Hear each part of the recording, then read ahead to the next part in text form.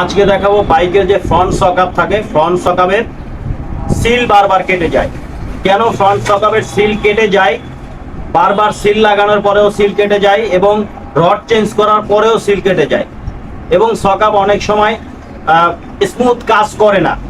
কারণ কি, কেন এই ধরনের সমস্যা হয় এই সম্পর্কে আজকে আপনাদেরকে বলবো এবং দেখাবো। আমার সামনে দেখতে পাচ্ছেন ফ্রন্ট সকাপ খোলা আছে, সামনের যে ফ্রন্ট সকাপ থাকে সেটা আমি খুলে রেখেছি এবং এই যে আমার হাতে সিল, এগুলো কেটে গেছে, চেঞ্জ করব এবং প্রবলেম কোথায় সেটা আপনাদেরকে বলে দিব আজকে। যাদের বাইকে ধরনের সমস্যা হয়, মেকানিকেরা কাজ করতে গিয়ে ধরনের সমস্যা হয়, তো কি কারণে বারবার সিল কেটে যায়, কোথায় সমস্যা হয়, কিভাবে কোথায় কোন জিনিসগুলো চেক করবেন, সবকিছু আজকে আপনাদেরকে দেখিয়ে দিব। তো আজকে এখন আপনাদেরকে যে সকাপ যে বারবার সিল কেটে যায়, ভিতর থেকে নষ্ট হয়ে যায়, সেটা আপনাদেরকে দেখাবো। চলুন তাহলে ভিডিওটি শুরু করা যায়। তো দেখুন, প্রথমে যে জিনিসটা খেয়াল রাখবেন সেটা হচ্ছে রড। এই রড দেখবেন যে কোথাও কোনো জায়গাতে কোনো স্পট আছে কিনা, গর্ত গর্ত হয়ে গেছে কিনা, এই জিনিসগুলো রডে খেয়াল করবেন। এবং আরেকটা জিনিস খেয়াল করবেন পাশাপাশি, এই যে রড তাল আছে কিনা, মানে বাঁকা আছে কিনা। রড যদি বাঁকা থাকে তাহলে কিন্তু সকেট জাম্পার যে স্মুথ কাজ করার কথা সেটা কিন্তু করবে না। রডটা আগে খেয়াল রাখবেন এবং গর্ত গর্ত স্পট আছে কিনা এই জিনিসগুলো রডে খেয়াল করবেন, কারণ স্পট থাকলে সিল বারবার কেটে যাবে।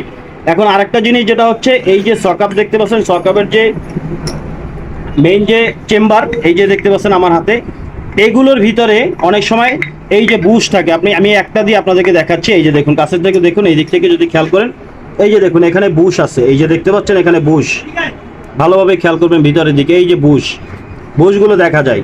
এই বুশগুলো যদি ক্ষয় হয়ে যায় বা এখানে ওয়াশার থাকে, এখানে ওয়াশার থাকবে, যে সিল থাকে সিলের নিচে ওয়াশার থাকবে এবং বুশ থাকবে।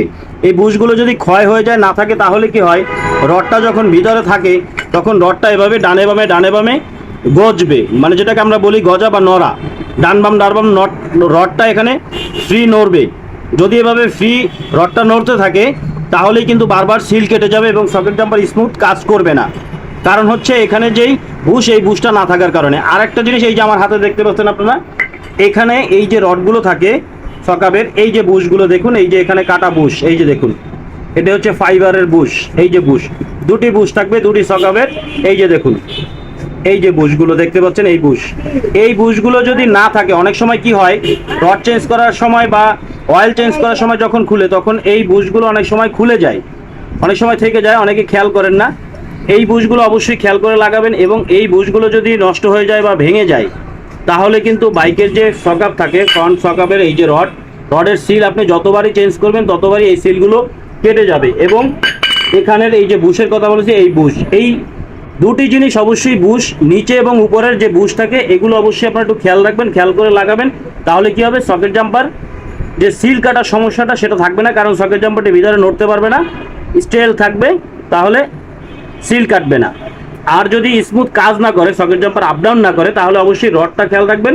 যে রড দেখিয়েছি, রড কোথাও টাল আছে কিনা, এই জিনিসগুলো আপনারা অবশ্যই খেয়াল রাখবেন। তো আজকের ভিডিওতে এই পর্যন্তই, পরবর্তী নতুন ভিডিওতে দেখা হবে। সে পর্যন্ত ভালো থাকবেন, সুস্থ থাকবেন, খোদা।